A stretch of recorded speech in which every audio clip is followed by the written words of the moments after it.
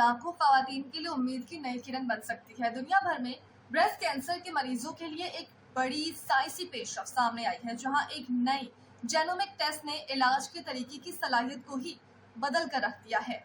जी हाँ नाजरीन, हालिया बैनुल-अक़वामी तहकीक में ये इंकशाफ हुआ है कि लाखों मरीज ऐसे कीमोथेरेपी से बच सकते हैं जिसकी शायद उन्हें जरूरत ही नहीं होती।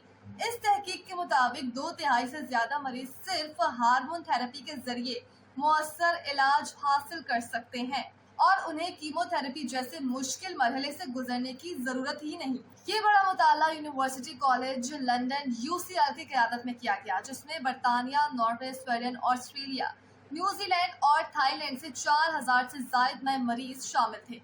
इस तहकीक में एक खास जीन टेस्ट प्रोसिग्ना इस्तेमाल किया गया, जो ब्रेस्ट कैंसर से जुड़े 50 जीन्स की सरगर्मी को जांचता है। नतीजे हैरानकुन थे। जिन मरीजों का स्कोर कम आया, कीमोथेरेपी दिए बगैर ही महफूज तरीके से इलाज किया गया। और दिलचस्प बात यह है कि इन मरीजों की सर्वाइवल रेट 93.7% रही, जबकि कीमोथेरेपी लेने वाले ग्रुप में ये शरह 94.9% रिकॉर्ड की गई, यानी तकरीबन बराबर नतीजे। यही वजह है कि माहिरीन का कहना है कि अब हर मरीज को लाजमी तौर पर कीमोथेरेपी देना शायद जरूरी ना रहे, खास तौर पर उन केसेस में जहां फायदा इंतहाई मामूली है। NHS के मुताबिक सिर्फ बरतानिया की UCL 5000 से ज्यादा मरीज ऐसे हैं। एक मरीजा 64 साल कैरन बोनाम जो इस ट्रायल का हिस्सा थी, उन्होंने बताया कि तजुर्बा उनके लिए बहुत बड़ी रिलीफ था। इनके अल्फाज में कैंसर की तशखीस जिंदगी को एक ऐसे खौफनाक और गैर यकीनी दुनिया में धकेल देती है जहां सब कुछ बदल जाता है।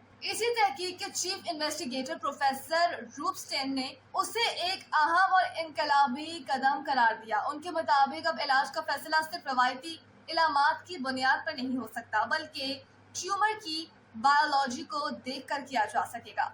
इसका मतलब है कि मुस्तकबिल में बहुत सारे मरीज कीमोथेरेपी से बच सकते हैं, जिस्मानी और ज़हनी अज़ियतनाक असरात से छुटकारा पा सकते हैं, जैसे थकन, मतली और बांझपन से भी इससे बचा जा सकता है, क्योंकि कीमोथेरेपी अगर हो तो ये सारी चीज़ें आपको हो सकती हैं। ताहम माहिरीन ने यह भी वाज़ेह किया है कि अभी मज़ीद तहकीक की ज़रूरत है, ख़ास तौर पर 40 साल से कम उम्र मरीजों पर इसके असरात को मुकम्मल तौर पर समझने के लिए।